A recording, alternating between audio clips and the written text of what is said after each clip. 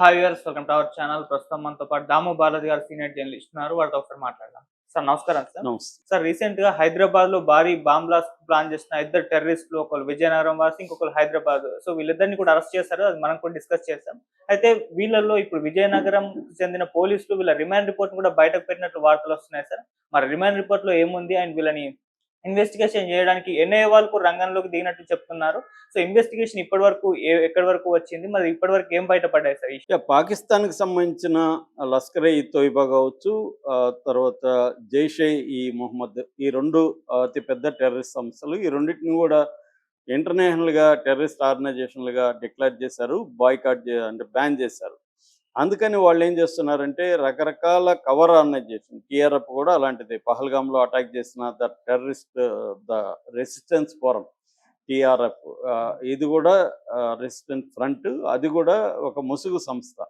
వీళ్ళు ఏం చేస్తారంటే జైష్-ఇ-మొహమ్మద్ లేకపోతే లష్కర్-ఇ-తోయిబాకి సంబంధించిన వేరే వేరే ఫ్రంటల్ ఆర్గనైజేషన్ పెట్టి ఆర్గనైజేషన్ తరపున టెర్రరిస్ట్ యాక్టివిటీలు చేయడం అనేది చేస్తున్నారు. లష్కర్-ఇ-తోయిబాకి సంబంధించి సయ్యద్ హఫీజ్, తర్వాత జైష్-ఇ-మొహమ్మద్కి సంబంధించిన మసూద్ అజర్, వీళ్ళిద్దరూ యాక్టివ్గా ఉన్నారు. ఆల్రెడీ వీళ్ళిద్దరికి సంబంధించిన అనేక ఫ్రంటల్ ఆర్గనైజేషన్కి సంబంధించి ఇండియాలో స్లీపర్ సెల్స్ కావచ్చు, గ్రౌండ్ వర్కర్స్ కావచ్చు, తర్వాత ఇక్కడ అనేక రకాల ఇస్లామిస్ట్ ఆర్గనైజేషన్లో టచ్లో ఉన్నారు.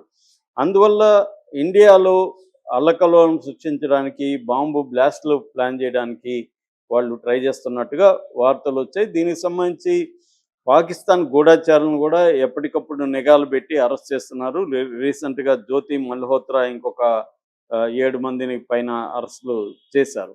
సో ఈ నేపథ్యంలో హైదరాబాద్ సెన్సిటివ్ ఏరియా, ఎందుకంటే ఇక్కడ ముస్లిం పాపులేషన్ 30% ఉంటుంది సిటీలో. రెండవది ఇక్కడ పేదరికం ముస్లింలో. ఇదంతా నేను కారణాలు కూడా మొన్న చెప్పాను రిక్రూట్మెంట్కి. ఈ కారణాల వల్ల ఇక్కడ టెర్రరిస్టులు ఇక్కడ ఫోకస్ చేసి ఇక్కడ ముస్లింల కుర్రవాళ్ళని టార్గెట్ చేయడం అనేది జరుగుతుంది. గతంలో కూడా ఎన్ఐఏ అనేక సార్లు ఇక్కడ దాడులు చేసింది, అరెస్టులు చేసింది. నేషనల్ ఇన్వెస్టిగేటివ్ ఏజెన్సీ ఇది టెర్రరిస్ట్ యాక్టివిటీలకు సంబంధించి ఈ ఏజెన్సీనే మన ఇండియాలో చూస్తుంది. సో ఇప్పుడు మొన్న 18వ తేదీ 2 రోజుల ముందు ఒక 2 కుర్రవాళ్ళు, ముస్లిం కుర్రవాళ్ళు బాంబు బ్లాస్ట్లకు ప్లాన్ చేస్తున్నారన్న వార్త బగ్గుమనింది. ఒక్కసారిగా హైదరాబాద్ ఉలిక్కిపడింది. ఎక్కడ బయటకు పోవాలన్నా ఒక భయాందోళనలు అయితే ప్రజల్లో నెలకొనే పరిస్థితి వచ్చింది. ఇప్పుడు ఏంటంటే వీళ్ళిద్దరినీ కూడా విజయనగరం 2 టౌన్ పోలీసులు ఈ కేసుని పర్యవేక్షిస్తున్నారు. యాక్చువల్గా ఇది జాయింట్ ఆపరేషన్. తెలంగాణ పోలీసులు అటు విజయనగరం పోలీసులు కలిసి చేసిన జాయింట్ ఆపరేషన్. కానీ ప్రధానమైన A1 అక్కడ విజయనగరం అతను కాబట్టి వీళ్ళ కేసును కూడా అక్కడే డీల్ చేస్తున్నారు.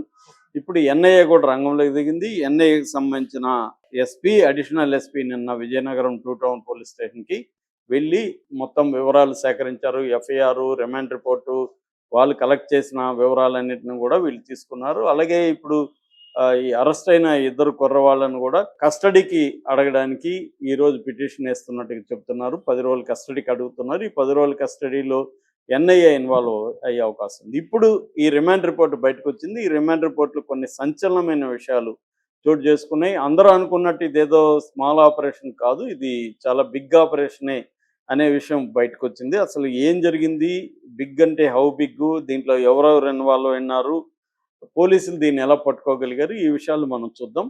ఇక్కడ ఏంటంటే విజయనగరానికి సంబంధించిన సిరాజ్-ఉర్-రెహమాన్ అనే అబ్బాయి, ఇతనికి 29 ఏళ్ళు.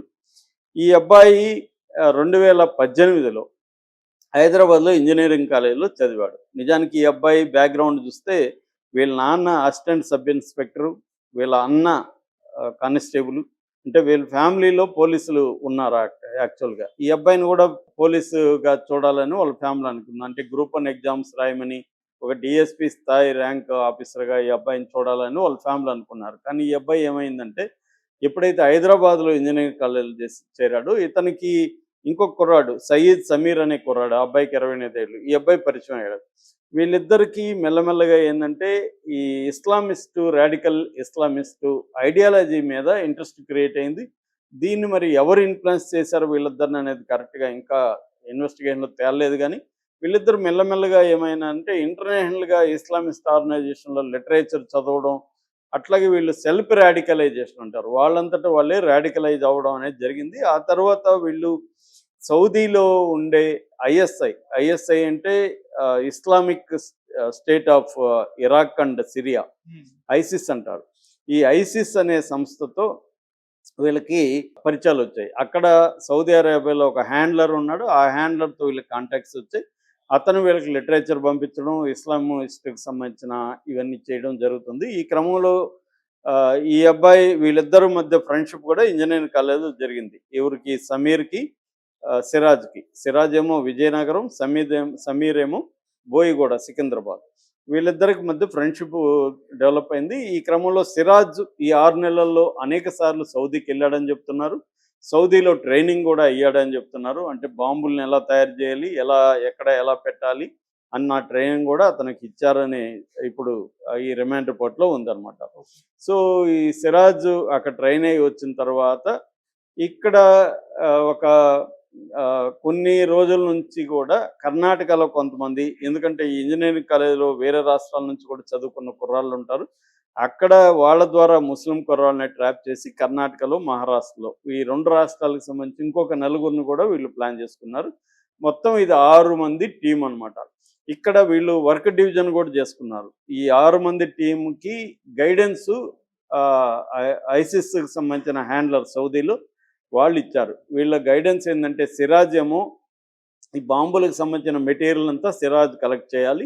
సో సిరాజ్ ఏం చేశాడంటే అక్కడ ఆంధ్రాలో కొన్ని వస్తువులు కొన్నాడని చెప్తున్నారు. ఇంకొన్ని ఏమో ఆన్లైన్లో తెప్పించుకున్నాడు. Ammonium nitrate, sulphur, ammonium powder, తర్వాత ఈ టిఫిన్ బాక్స్లో పెట్టడానికి వైర్లు, ఇదంతా ఏంటంటే ఈ ఐఈడి అనే ఈ మధ్యకాలంలో అందరూ కూడా వాడుతున్నారు అనమాట. దీన్ని వాళ్ళు తయారు చేయడానికి కావాల్సిన మెటీరియల్ అంతా కూడా ఈ అబ్బాయి సిరాజ్ సంపాదించాడు. ఆల్రెడీ అక్కడ మన రంపచోడవరం ఫారెస్ట్ ఏరియా ఉంది కదా ఆంధ్రప్రదేశ్లో, ఈ రంపచోడవరం ఫారెస్ట్ లోపలికి వెళ్ళి ఎవరికి తెలియకుండా వీళ్ళు టెస్ట్ కూడా, బాంబు బ్లాస్ట్ టెస్ట్లు కూడా చేశారని చెప్తున్నారు. సో అక్కడ చేసి అంటే ఏదేది ఏ మోతాదులో కలపాలి, కలిపితే ఎఫెక్ట్ ఎలా ఉంటుంది, ఇవన్నీ కూడా వీళ్ళు టెస్ట్ చేసుకొని వచ్చారు. దాని ఇది ఎట్లా ఉంటుంది అని చేసుకొని వచ్చిన తర్వాత ఇప్పుడు వీళ్ళ 6 మంది 3 రోజుల నుంచి హైదరాబాద్లో సమావేశమయ్యారు. ఇందులో మిగతా నలుగురు ప్లాన్ ఏంటంటే వీళ్ళిద్దరూ సిరాజ్ అండ్ సమీర్ ఏమో బాంబు తయారు చేస్తారు. దీన్ని వీళ్ళ 6 మందికి సంబంధించి ఎక్కడ ఉండాలి ఏంటి ఆ ఏర్పాట్లన్నీ సమీర్ చూస్తాడు. లాజిస్టిక్స్ అవన్నీ సమీర్ చూస్తాడు. వాళ్ళకి వెహికల్స్ కానీ ఇంకేమన్నా కావాలంటే సమీర్ చూస్తాడు. మిగతా నలుగురేమో స్ట్రాటజిక్గా ఏ ప్లేస్లో బాంబులు పెట్టాలి అనేది వీళ్ళు రెక్కీ చేసి వీళ్ళు డిసైడ్ చేస్తారు. ఇది వీళ్ళ ప్లాన్. సో ఈ ప్లాన్ని ఎట్లా భగ్నం చేశారంటే మన కౌంటర్ ఇంటెలిజెన్స్ సంస్థలు ఉన్నాయి. ఈ కౌంటర్ ఇంటెలిజెన్స్ వాళ్ళు వీళ్ళ కొన్ని సాఫ్ట్వేర్లు ఉంటాయి. ఈ సాఫ్ట్వేర్లు ఏంటంటే అమ్మోనియం నైట్రేటు, సల్ఫరు ఇలాంటివి ఎవరైనా ఆర్డర్లు ఇస్తే ఇమీడియట్గా వాళ్ళ అలర్ట్ వెళ్ళిపోతుంది అనమాట. అలా అలర్ట్లు వెళ్ళాయి. అలర్ట్లు వెళితే ఎవరు ఆర్డర్ ఇచ్చారు ఏంటి అనేది వాళ్ళు ట్రేస్ చేశారు. ట్రేస్ చేసి ఈ సిరాజ్ అనే వ్యక్తి చేస్తున్నాడని చెప్పారు. ఆ సిరాజ్ ఫోన్ నెంబర్లు అవన్నీ పట్టుకొని వీళ్ళు ట్రాకింగ్ పెట్టారు.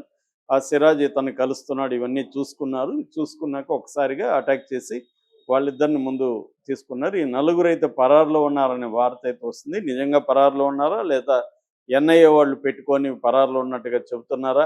ఎందుకంటే మిగతా వాళ్ళు కూడా నెట్వర్క్ ఇంకేమన్నా ఉన్నారా, ఇవన్నీ కూడా బయటికి తీయాల్సిన అవసరం ఉంది. ఎందుకంటే ఈ 6 మంది కుర్రాళ్ళే ఉన్నారా, లేకపోతే వీళ్ళ వెనక ఇంకేమన్నా సెల్స్ ఉన్నాయా అని. ఎందుకంటే వీళ్ళది ఒక ఆర్గనైజేషన్ కూడా 2 కుర్రాళ్ళు నడిపారు. సిరాజ్ అండ్ సమీరు హైదరాబాద్లో అల్ హింద్ ఇత్తెహాదుల్ ముస్లిమీన్ అహీం అనే ఒక ఆర్గనైజేషన్ని వీళ్ళు నడుపుతున్నారు. ఆర్గనైజేషన్లో ఇంకెవరు యాక్టివ్గా ఉన్నారు, వాళ్ళ రోల్ ఎంత ఉంది, వాళ్ళు ఏమన్నా వేరే సిటీస్లో ఏమన్నా బాంబు ప్లాన్ చేస్తున్నారా వేరే రాష్ట్రాల్లో? ఎందుకంటే ఇక్కడ కర్ణాటక, మహారాష్ట్రకు సంబంధించిన కూడా కుర్రాళ్ళు ఉన్నారు కాబట్టి ఆ రాష్ట్రాల్లో కూడా ఏమన్నా చేస్తున్నారా?